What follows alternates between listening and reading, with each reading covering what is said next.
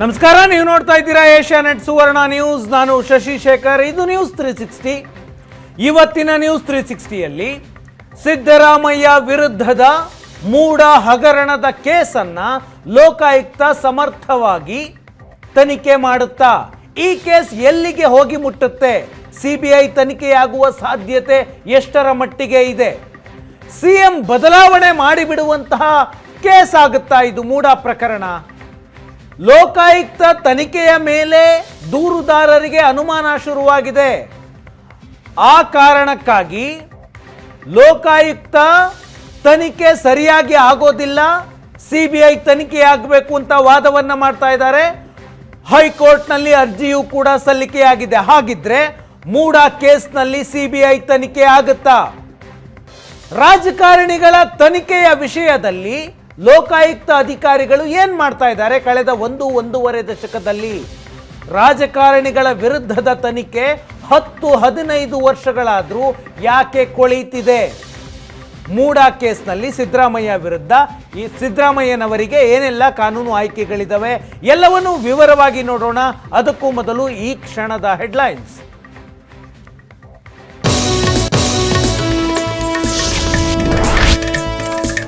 High court ತೀರ್ಪಿನ ವಿರುದ್ಧ CM ಮೇಲ್ಮನವಿ. ಸೋಮವಾರ ವಿಭಾಗೀಯ ಪೀಠಕ್ಕೆ ಅರ್ಜಿ ಸಾಧ್ಯತೆ. ಲೋಕಾಯುಕ್ತ ತನಿಖೆಗೆ ತಡೆ ನೀಡುವಂತೆ ಮನವಿ ಸಾಧ್ಯತೆ. ಸಿದ್ದರಾಮಯ್ಯ ವಿರುದ್ಧ ಗುಡುಗಿದ ಕುಮಾರಸ್ವಾಮಿ. 2011ರ ಸಿಎಂ ಹೇಳಿಕೆ ಬಿಡುಗಡೆ ಮಾಡಿ ದಂಗಲ್. ಅಂದು ರಾಜ್ಯಪಾಲರ ಹೊಗಳಿಕೆ, ಇಂದು ತೆಗಳಿಕೆನಾ ಎಂದು ಸರಣಿ ಪ್ರಶ್ನೆ. ಕೋಳಿವಾಡ ಹೇಳಿಕೆ ಹಿಂದಿದ್ದಾರ ಸಿಎಂ ಆಕಾಂಕ್ಷಿಗಳು. ಮೂಲ ಕಾಂಗ್ರೆಸ್ಸಿಗರಿಂದ ಮತ್ತಷ್ಟು ಹೇಳಿಕೆ ಸಾಧ್ಯತೆ. ಹೈಕಮಾಂಡ್ಗೆ ದೂರು ನೀಡಲು ಸಿಎಂ ಬಣದಿಂದ ಚಿಂತನೆ. ಹೆಜ್ಬೊಲ್ಲಾ ಸಂಘಟನೆ ಮುಖ್ಯಸ್ಥನನ್ನೇ ಮುಗಿಸಿದ ಇಸ್ರೇಲ್.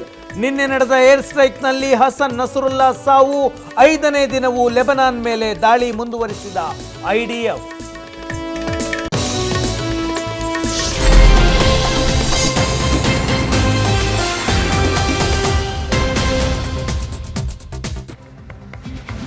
ಮೂಡ ಪ್ರಕರಣದಲ್ಲಿ ಸಿದ್ದರಾಮಯ್ಯನವರ ವಿರುದ್ಧ ಲೋಕಾಯುಕ್ತದಿಂದ ಪಾರದರ್ಶಕ ತನಿಖೆ ಸಾಧ್ಯ ಆಗುತ್ತಾ? ಲೋಕಾಯುಕ್ತ ತನಿಖೆ ನಿಸ್ಸಂದೇಹವಾಗಿ ನ್ಯಾಯಸಮ್ಮತವಾಗಿ ನಡೆಯುತ್ತಾ ಅನ್ನುವಂತಹ ಪ್ರಶ್ನೆ ಬರ್ತಾ ಇದೆ.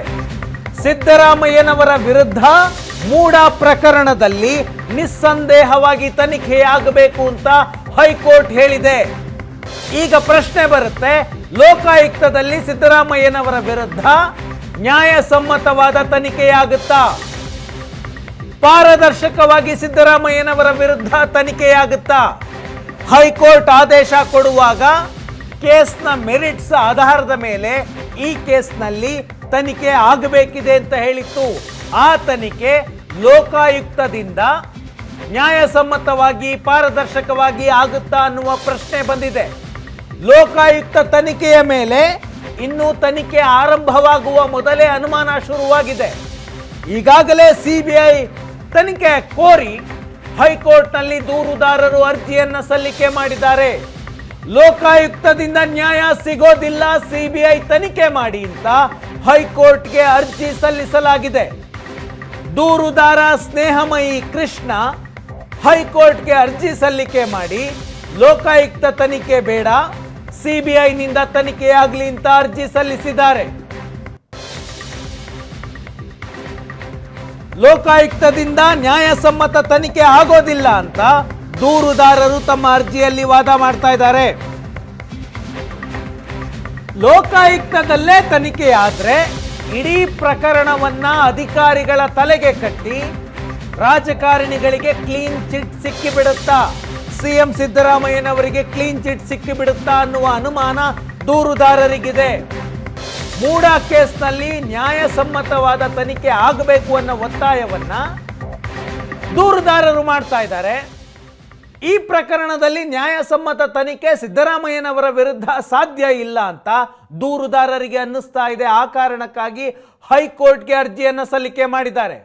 ಒಂದು ಯಾಕೆ ಅನುಮಾನ ಬರ್ತಾ ಇದೆ ಲೋಕಾಯುಕ್ತದ ಮೇಲೆ ಅಂದ್ರೆ, ಲೋಕಾಯುಕ್ತ ಪೊಲೀಸರು ರಾಜ್ಯ ಸರ್ಕಾರದ ಅಡಿಯಲ್ಲಿ ಬರ್ತಾರೆ. ಸಿದ್ದರಾಮಯ್ಯನವರ ಸರ್ಕಾರದಲ್ಲಿ ಅಡಿಯಲ್ಲಿ ಬರುವಂತಹ ಅಧಿಕಾರಿಗಳು.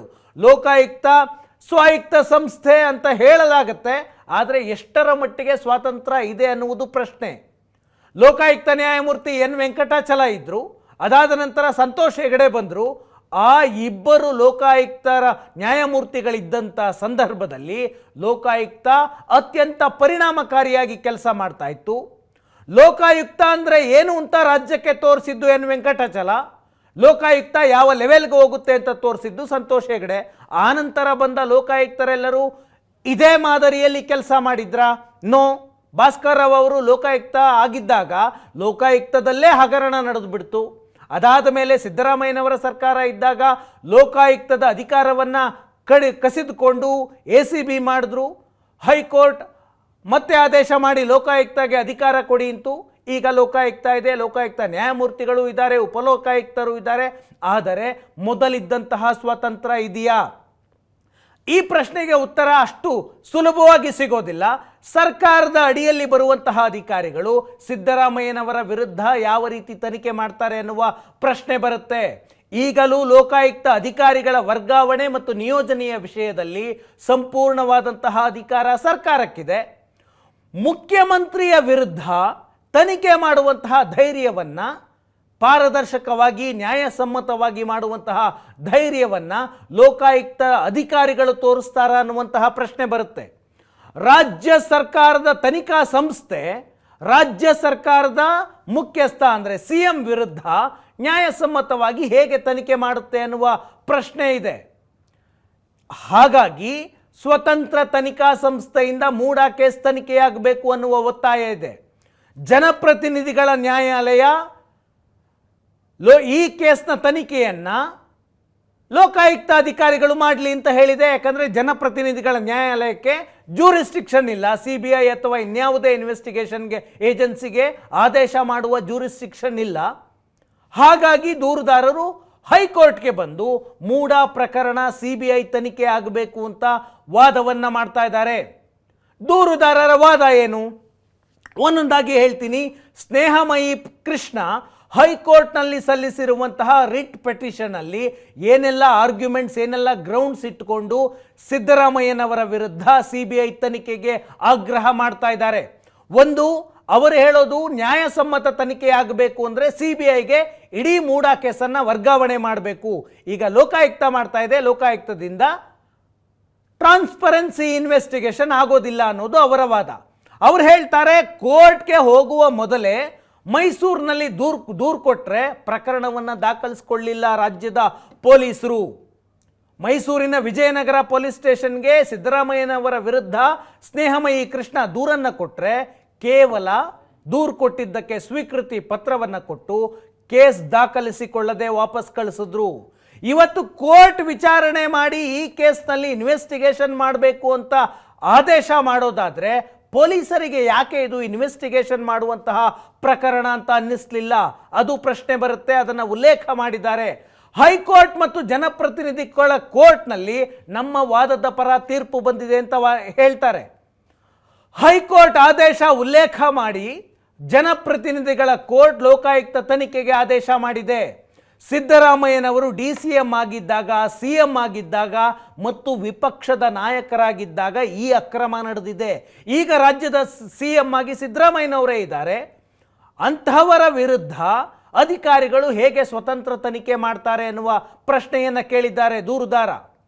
ಮೈಸೂರು ಜಿಲ್ಲೆಯ ಅಧಿಕಾರಿಗಳ ಮೇಲೆ ಪ್ರಭಾವ ಬೀರಿ ಸಿದ್ದರಾಮಯ್ಯನವರು ತಮ್ಮ ಪತ್ನಿಗೆ 14 ಸೈಟ್ ಕೊಡಿಸಿದ್ದಾರೆ ಅನ್ನೋದು ಆರೋಪ. ಈಗಾಗಲೇ ಅಧಿಕಾರಿಗಳು ಈ ಕೇಸ್ನಲ್ಲಿ ಕೆಲವು ದಾಖಲೆಗಳನ್ನು ತಿದ್ದಿದ್ದಾರೆ.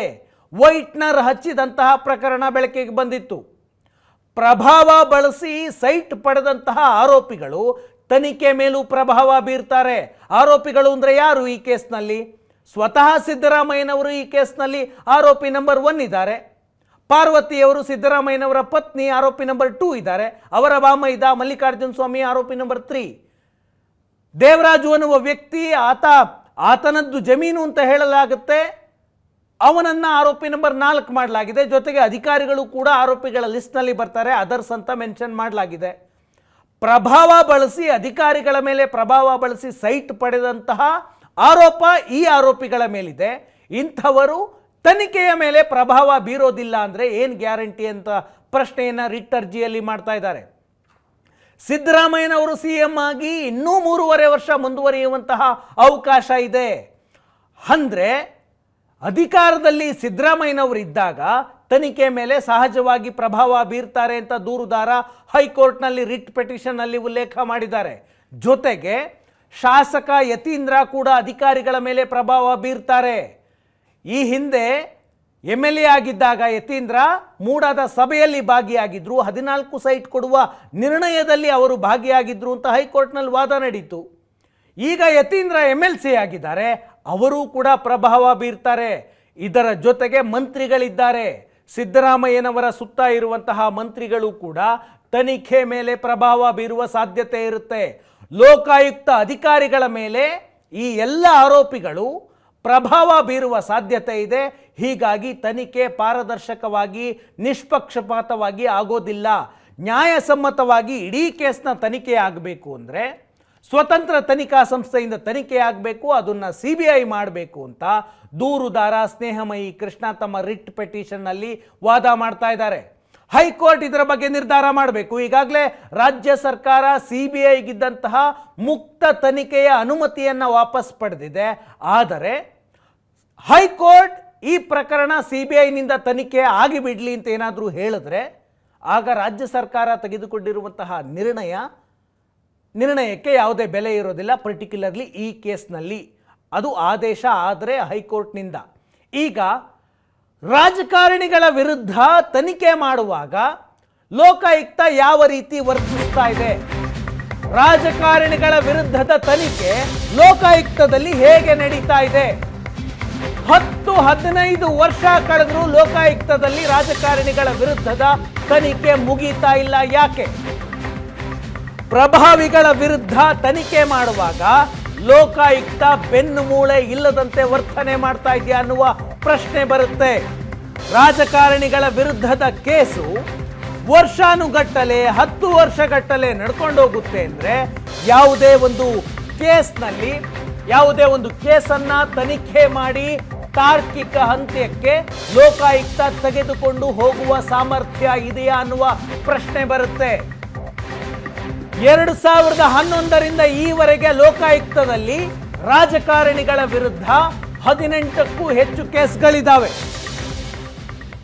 ರಾಜಕಾರಣಿಗಳ ವಿರುದ್ಧ 2018ರಿಂದ 2011ರಿಂದ ಈವರೆಗೆ ಅಂದರೆ 13 ವರ್ಷದಲ್ಲಿ 18ಕ್ಕೂ ಹೆಚ್ಚು ಪ್ರಕರಣಗಳಿದ್ದಾವೆ. ಇದುವರೆಗೂ ಆ 18 ಕೇಸ್ಗಳ ತನಿಖೆ ಮುಗಿದೇ ಇಲ್ಲ. 13 ವರ್ಷ ಆಗಿದೆ. 13 ವರ್ಷದಿಂದಲೂ ತನಿಖೆ ನಡೀತಾನೇ ಇದೆ. ಈಗ ಜನಪ್ರತಿನಿಧಿಗಳ ನ್ಯಾಯಾಲಯ ಏನು ಹೇಳಿದೆ? 3 ತಿಂಗಳಲ್ಲಿ ಮೂಡಾ ಕೇಸ್ನ ಇನ್ವೆಸ್ಟಿಗೇಷನ್ ಮುಗಿಸಿ ಅಂತ ಹೇಳಿದ್ದಾರೆ. ಇದೇ ರೀತಿಯ 18 ಪ್ರಕರಣಗಳು ಲೋಕಾಯುಕ್ತದಲ್ಲಿದ್ದಾವೆ. ಅಂದರೆ ಲೋಕಾಯುಕ್ತ ಈ ರೀತಿಯ ಪ್ರಕರಣಗಳನ್ನು ತನಿಖೆ ಮಾಡುವುದಲ್ಲಿ ಸಮರ್ಥ ಅಂತ ಕರಿಬಹುದಾ? ಕರೆಯೋದಕ್ಕೆ ಸಾಧ್ಯ ಇಲ್ಲ. ಯಾಕಂದರೆ 18 ಕೇಸ್ ಇನ್ನೂ ಪೆಂಡಿಂಗ್ ಇದ್ದಾವೆ. 13 ವರ್ಷ ಆದರೂ ತನಿಖೆ ಮುಗ್ದಿಲ್ಲ ಅಂದರೆ ಏನರ್ಥ? ಅಧಿಕಾರಿಗಳು ಕಾಲಹರಣ ಮಾಡ್ತಿದ್ದಾರೆ ಅಂತ ಇವತ್ತು ಸಾಮಾಜಿಕ ಹೋರಾಟಗಾರರೊಬ್ಬರು ದೂರನ್ನು ಕೊಟ್ಟಿದ್ದಾರೆ. ಲೋಕಾಯುಕ್ತದ ವಿರುದ್ಧವೇ ಲೋಕಾಯುಕ್ತರಿಗೆ ಹೋರಾಟಗಾರರು ದೂರು ಕೊಟ್ಟಿದ್ದಾರೆ. ಸಾಮಾಜಿಕ ಕಾರ್ಯಕರ್ತ HM ವೆಂಕಟೇಶ್ ಯಾರ ವಿರುದ್ಧದ ಕೇಸ್ಗಳು ಇದುವರೆಗೆ 13 ವರ್ಷದಿಂದ ಇನ್ನೂ ತನಿಖಾ ಹಂತದಲ್ಲೇ ಇದ್ದಾವೆ ಅಂತ ದಾಖಲೆ ಸಮೇತ ಇವತ್ತು ದೂರು ಕೊಟ್ಟಿದ್ದಾರೆ. ಅಧಿಕಾರಿಗಳು ಕಾಲಹರಣ ಮಾಡ್ತಿರೋದು ಯಾಕೆ ಲೋಕಾಯುಕ್ತದಲ್ಲಿ ರಾಜಕಾರಣಿಗಳ ವಿರುದ್ಧದ ಪ್ರಕರಣ ಇದುವರೆಗೂ ಇನ್ವೆಸ್ಟಿಗೇಷನ್ ಮುಗಿದೆ ಕೊಳಿತಾ ಇದ್ದಾವೆ ಎನ್ನುವ ಪ್ರಶ್ನೆಯನ್ನು ಕೇಳ್ತಾ ಇದ್ದಾರೆ. ರಾಜಕಾರಣಿಗಳ ವಿರುದ್ಧದ ಕೇಸ್ನ ತನಿಖೆಯಲ್ಲಿ ಲೋಕಾಯುಕ್ತದಲ್ಲಿ ಇರುವಂತಹ ಅಧಿಕಾರಿಗಳಿಗೆ ಆಸಕ್ತಿ ಇಲ್ವಾ? ಯಾರ್ಯಾರ ವಿರುದ್ಧ ಕೇಸಿದೆ? BS ಯಡಿಯೂರಪ್ಪನವರ ವಿರುದ್ಧ ಕೇಸಿದೆ, HD ಕುಮಾರಸ್ವಾಮಿಯವರ ವಿರುದ್ಧ ಇದೆ, CT Ravi, Nirani, Nehru, Olekar, M Krishnappa, SR Vishwanath. ಈ ರೀತಿಯಾಗಿ ರಾಜಕಾರಣಿಗಳ ವಿರುದ್ಧ ಇರುವಂತಹ ಪ್ರಕರಣಗಳ ಇನ್ವೆಸ್ಟಿಗೇಷನ್ 13 ವರ್ಷಗಳಿಂದ ಎಲ್ಲಿತ್ತೋ ಅಲ್ಲೇ ಇದ್ದಾವೆ. ಕೆಲವು ಸ್ಯಾಂಕ್ಷನ್ ಆಗಿಲ್ಲ ಅನ್ನುವಂತಹ ಕಾರಣಕ್ಕಿದ್ದಾವೆ, ಕೆಲವು ಇನ್ನೂ ವಿಚಾರಣೆ ನಡೀತಾನೇ ಇದೆ ಅಂತ ಹೇಳ್ತಿದ್ದಾರೆ. ಇನ್ನೂ ಕೆಲವು ಅಕ್ರಮ ಗಣಿಗಾರಿಕೆಯ ಕೇಸ್ಗಳು ಇನ್ನೂ ಕೂಡ ವಿಚಾರಣೆ ಹಂತದಲ್ಲೇ ಇದ್ದಾವೆ. ಎಷ್ಟು ವರ್ಷ ತೆಗೆದುಕೊಳ್ಳಬಹುದು ಲೋಕಾಯುಕ್ತ ಅಧಿಕಾರಿಗಳಿಗೆ ಒಂದು ಪ್ರಕರಣವನ್ನು ಮುಗಿಸೋದಕ್ಕೆ? ಸಾಮಾನ್ಯವಾಗಿ ಯಾವುದೇ ಒಂದು ಕ್ರಿಮಿನಲ್ ಕೇಸ್ನಲ್ಲಿ, ಭ್ರಷ್ಟಾಚಾರ ಕೂಡ ಕ್ರಿಮಿನಲ್ ಕೇಸ್ನ ವ್ಯಾಪ್ತಿಗೆ ಬರುತ್ತೆ, ಯಾವುದೇ ಒಂದು ಕೇಸ್ನಲ್ಲಿ ಇನ್ವೆಸ್ಟಿಗೇಷನ್ ಮಾಡಿ ಚಾರ್ಜ್ ಶೀಟನ್ನು ಸಲ್ಲಿಕೆ ಮಾಡೋದಕ್ಕೆ ಸಾಮಾನ್ಯವಾಗಿ 90 ದಿನ ಕೊಡಲಾಗುತ್ತೆ. ಅಪರೂಪದ ಪ್ರಕರಣಗಳು, ಎಕನಾಮಿಕಲ್ ಅಫೆನ್ಸ್ ಆಗಿದೆ, ದಾಖಲೆಗಳು ಸಿಕ್ಕಾಪಟ್ಟೆ ಇದ್ದಾವೆ, ಹುಡುಕಬೇಕು, ಇನ್ವೆಸ್ಟಿಗೇಷನಿಗೆ ಸಮಯ ಬೇಕು ಅಂದರೆ ಇನ್ನೂ 90 ದಿನಗಳನ್ನು ಕೋರ್ಟ್ ಅನುಮತಿ ಕೊಡುತ್ತೆ. ಆದರೆ ಲೋಕಾಯುಕ್ತದಲ್ಲಿ 13 ವರ್ಷಗಳಾದರೂ ಕೇಸ್ಗಳು ಮುಗಿತಾನೇ ಇಲ್ಲ. ಇನ್ವೆಸ್ಟಿಗೇಷನ್ ಯಾರ್ಯಾರ ವಿರುದ್ಧ ಎಷ್ಟೆಷ್ಟು ಕೇಸ್ಗಳಿದ್ದಾವೆ ಅದನ್ನು ಕೂಡ ದೂರುದಾರರು ಎಚ್.ಎಂ. ವೆಂಕಟೇಶ್ ಅವರು ಕೊಟ್ಟಿದ್ದಾರೆ. ಯಡಿಯೂರಪ್ಪನವರ ವಿರುದ್ಧ 5 ಕೇಸ್ ಇದ್ದಾವೆ. ಅವರ ವಿರುದ್ಧ ಇರುವಂತಹ 5 ಕೇಸ್ಗಳು ಇನ್ನೂ ತನಿಖೆ ಆಗ್ತಾನೇ ಇದೆ. ಇದಾದ ನಂತರ ಯಡಿಯೂರಪ್ಪನವರ ಕುಟುಂಬ, BS Yediyurappa, BY Vijayendra, BY Raghavendra ಇನ್ನಿತರರ ವಿರುದ್ಧ ಇರುವಂತಹ ಕೇಸ್ಗಳು 2 ಕೇಸ್ ಇದ್ದಾವೆ. ಕುಮಾರಸ್ವಾಮಿಯವರ ವಿರುದ್ಧ 4 ಕೇಸ್ಗಳಿದ್ದಾವೆ. ಇನ್ನೂ ಕೂಡ ಅವು ಕೂಡ ವಿಚಾರಣೆ ಹಂತದಲ್ಲೇ ಇದ್ದಾವೆ. 2006-7ರಲ್ಲಿ ಕುಮಾರಸ್ವಾಮಿಯವರು ಮುಖ್ಯಮಂತ್ರಿಯಾಗಿದ್ದಾಗ ನಡೆದಂತಹ ಪ್ರಕರಣಗಳನ್ನು ಈಗ 2024ರಲ್ಲಿ ಅವರು ಕೇಂದ್ರ ಮಂತ್ರಿಯಾಗಿದ್ದಾಗ ಅವರನ್ನು ವಿಚಾರಣೆಗೆ ಕರೆಸಿ ಈ ಪ್ರಕರಣದ ಇನ್ವೆಸ್ಟಿಗೇಷನ್ ನಾವು ಮಾಡ್ತಾ ಇದ್ದೀವಿ ಅಂತ ಹೇಳ್ತಿದ್ದಾರೆ. ಮುರುಗೇಶ್ ನಿರಾಣಿ ವಿರುದ್ಧ 1 ಕೇಸ್ ಇದೆ, SR ವಿಶ್ವನಾಥ್ ವಿರುದ್ಧ 1 ಕೇಸ್ ಇದೆ, CT ರವಿ ಅವರ ವಿರುದ್ಧ 1 ಕೇಸ್ ಇದೆ. ಈ ರೀತಿಯಾಗಿ ರಾಜಕಾರಣಿಗಳ ಮೇಲೆ ಇರುವಂತಹ 18 ಕ್ರಿಮಿನಲ್ ಕೇಸ್ಗಳ ಇನ್ವೆಸ್ಟಿಗೇಷನ್ ಇದುವರೆಗೂ ನಡೀತಾನೇ ಇದೆ. ಆಮೆಗಿಂತ ಸ್ಲೋ ಇದು, ಆಮೆ ಆದರೂ ಸ್ಪೀಡ್ ಆಗಿರುತ್ತೆ. ಈಗ ಸಿದ್ದರಾಮಯ್ಯನವರ ವಿರುದ್ಧ FIR ಅನ್ನು ಮಾಡಿಕೊಂಡಿದ್ದಾರೆ. ಮೊದಲೇ ಲೋಕಾಯುಕ್ತ ಅಧಿಕಾರಿಗಳಿಗೆ ಮೈಸೂರಿನ ಕಚೇರಿಗೆ ಹೋಗಿ ದೂರುದಾರ TJ ಅಬ್ರಹಾಂ ದೂರನ್ನು ಕೊಟ್ಟಾಗ FIR ಮಾಡಿಕೊಂಡಿರಲಿಲ್ಲ. ಈ ಕೇಸ್ನಲ್ಲಿ ಏನು ಗ್ರೌಂಡ್ಸ್ ಇಲ್ಲ FIR ಮಾಡ್ಕೊಳ್ಳೋದಕ್ಕೆ ಅಂತ ಲೋಕಾಯುಕ್ತದವರು ರಿಜೆಕ್ಟ್ ಮಾಡಿದರು. ಈಗ ಕೋರ್ಟು ಸ್ನೇಹಮಯಿ ಕೃಷ್ಣ ಅವರ ದೂರಿನಲ್ಲಿ FIR ಮಾಡಿ ಅಂತ ಹೇಳಿದೆ, FIR ಅನ್ನು ಮಾಡಿಕೊಂಡಿದ್ದಾರೆ. ಈಗ ನೆಕ್ಸ್ಟ್ ಪ್ರೊಸೀಜರ್ ಏನು? ಹೈಕೋರ್ಟ್ನ ಆದೇಶದಲ್ಲೂ ಸ್ಪಷ್ಟವಾಗಿತ್ತು ಸಿದ್ದರಾಮಯ್ಯನವರ ವಿರುದ್ಧ ತನಿಖೆ ಆಗಬೇಕಿದೆ ಅಂತ. 4,000 ಚಿಲ್ಲರೆ ಸ್ಕ್ವೇರ್ ಫೀಟ್ನ ಸೈಟ್ ತೆಗೆದುಕೊಳ್ಳುವಂತಹ ಜಾಗದಲ್ಲಿ 34-35,000 ಸ್ಕ್ವೇರ್ ಫೀಟ್ನ ಜಾಗವನ್ನು ಪರಿಹಾರವಾಗಿ ಪಡೆದಿದ್ದಾರೆ. ಇದು ತನಿಖೆಯಾಗಬೇಕು ಅಂತ ಹೈಕೋರ್ಟ್ ಹೇಳಿತ್ತು. ಈಗ ಕೋರ್ಟ್ನ ಆದೇಶದ ಮೇಲೆ FIR ಅಂತೂ ಆಗಿದೆ. FIR ಆದ ನಂತರ ಏನಾಗುತ್ತೆ?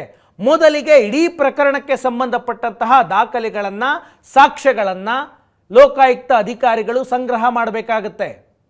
2ನೇ ಹಂತದಲ್ಲಿ ಈ ಪ್ರಕರಣದಲ್ಲಿ ಯಾರೆಲ್ಲ ಆರೋಪಿಗಳಿದ್ದಾರೆ ಅವರೆಲ್ಲರಿಗೂ ನೋಟಿಸ್ ಕೊಟ್ಟು ವಿಚಾರಣೆಗೆ ಕರೀಬೇಕಾಗುತ್ತೆ.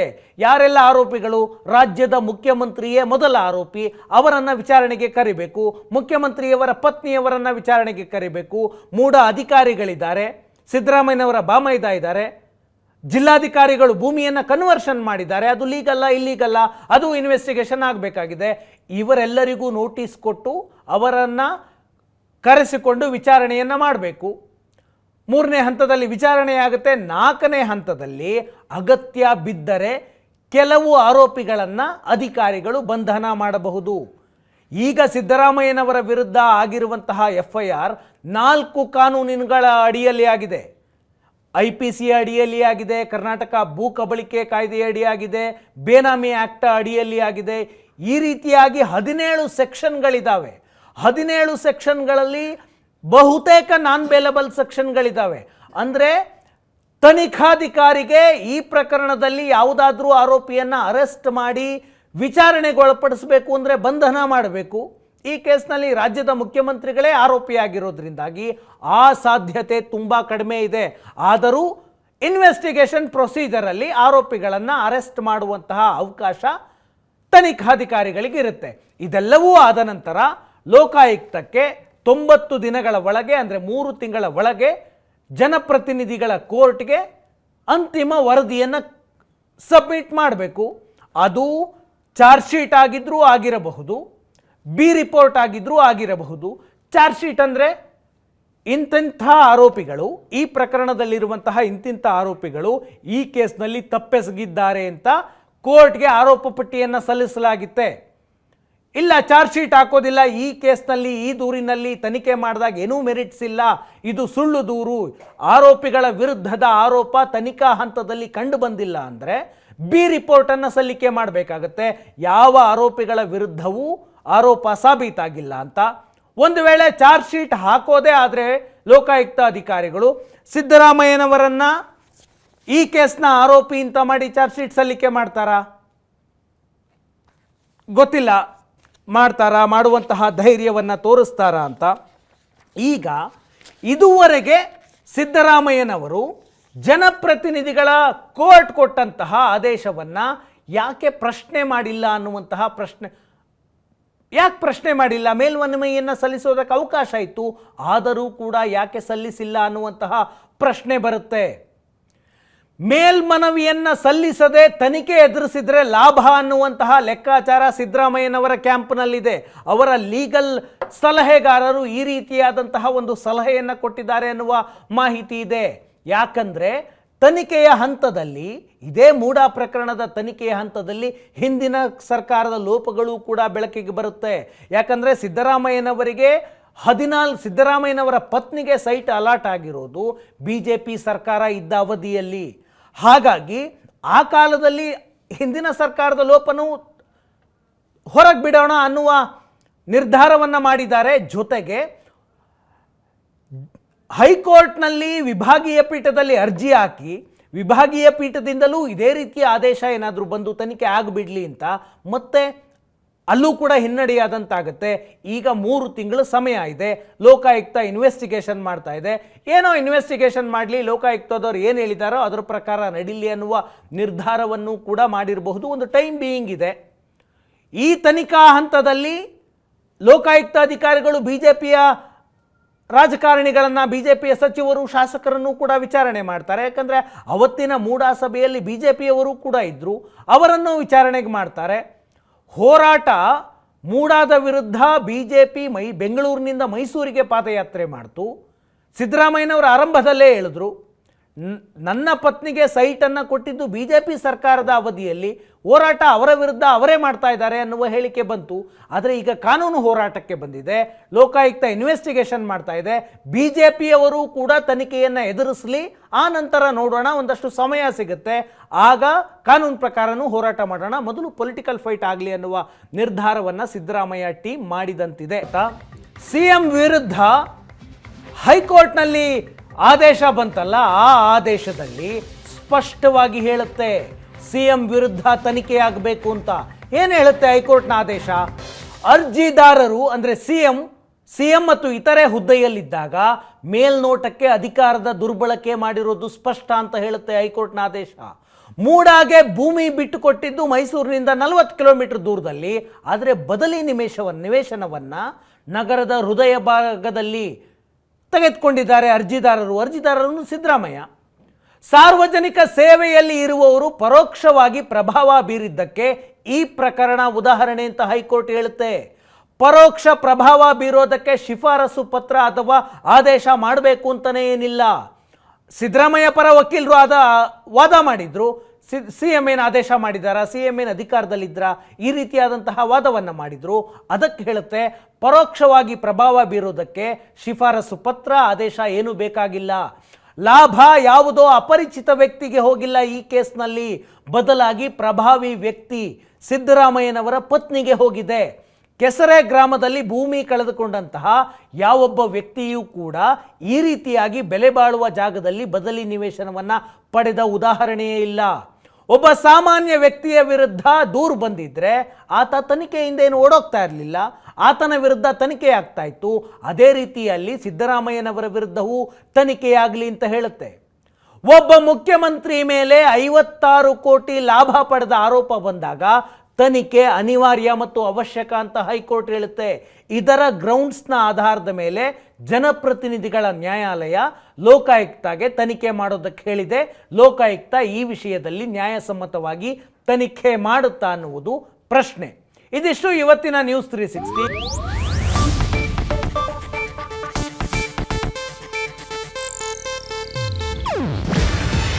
ಇದು ಏಷ್ಯಾನೆಟ್ ನ್ಯೂಸ್ ನೆಟ್ವರ್ಕ್ ಪ್ರಸ್ತುತಿ.